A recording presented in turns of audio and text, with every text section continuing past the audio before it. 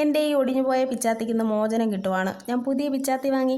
പഴയത് ഒടിഞ്ഞിട്ട് 2 ആഴ്ചയോളമായി. കപ്പ വെട്ടിയപ്പോൾ ഒടിഞ്ഞു പോയതാണ് കേട്ടോ. എന്തായാലും നമുക്ക് പുതിയ പിച്ചാത്തിയൊക്കെ കിട്ടിയതല്ലേ. അപ്പോൾ നമുക്ക് ചെമ്പല്ലി മീൻ വെട്ടി അങ്ങ് ഉദ്ഘാടനം ചെയ്തേക്കാം. ഈ മീൻ കണ്ടോ, ഇതിൻ്റെ തോൽ എനിക്ക് ഭയങ്കര കട്ടിയായിട്ട് തോന്നി കേട്ടോ. പക്ഷേ തോൽ ഉരിഞ്ഞെടുത്ത് കഴിഞ്ഞപ്പോൾ മാംസം ഭയങ്കര സോഫ്റ്റും.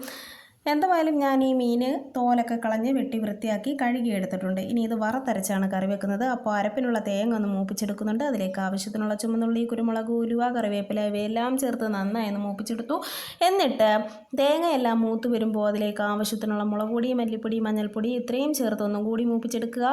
പൊടികളിട്ട് കഴിഞ്ഞാൽ ഫ്ലെയിം അങ്ങ് ഓഫാക്കി കൊടുത്തേക്കണം. എന്നിട്ട് ചട്ടിയിലേക്ക് അരച്ച അരപ്പും ആവശ്യത്തിനുള്ള വെള്ളവും ചേർത്ത് നന്നായി ഒന്ന് കലക്കിയെടുക്കണം. എന്നിട്ട് അതിലേക്ക് ആവശ്യത്തിനുള്ള ഉപ്പും കുടമ്പളിയും കൂടെ ചേർത്ത് നന്നായി അരപ്പ് തിളപ്പിച്ചെടുക്കണം. അപ്പോൾ അരപ്പ് നന്നായി തിളച്ച് വരുമ്പോൾ മീൻ കഷ്ണങ്ങൾ നമുക്ക് ചേർത്ത് കൊടുക്കാം. അപ്പോൾ അതിലേക്ക് നമുക്ക് മീൻ കഷ്ണങ്ങൾ ഓരോന്നായി ചേർത്ത് കൊടുക്കാം. അപ്പം മീൻ കഷ്ണങ്ങളും അരപ്പും കൂടെ തിളച്ച് മീനൊക്കെ നല്ലതുപോലെ വെന്ത് വന്നിട്ടുണ്ട്. നല്ല മണമൊക്കെയായി മീൻ കറി ഇവിടെ സെറ്റായി വന്നിട്ടുണ്ട്. അപ്പോൾ നമുക്കിതുപോലെ വേണമെങ്കിൽ എടുക്കാം. പക്ഷേ ഞാനിതിലേക്കൊരു വറവ് ഇട്ട് കൊടുക്കുന്നുണ്ട്. അപ്പം വറവും കൂടെ ഇട്ട് കൊടുത്ത് നമ്മുടെ അടിപൊളി വറുത്തരച്ച ചെമ്പല്ലി മീൻ കറി ഇവിടെ സെറ്റ്.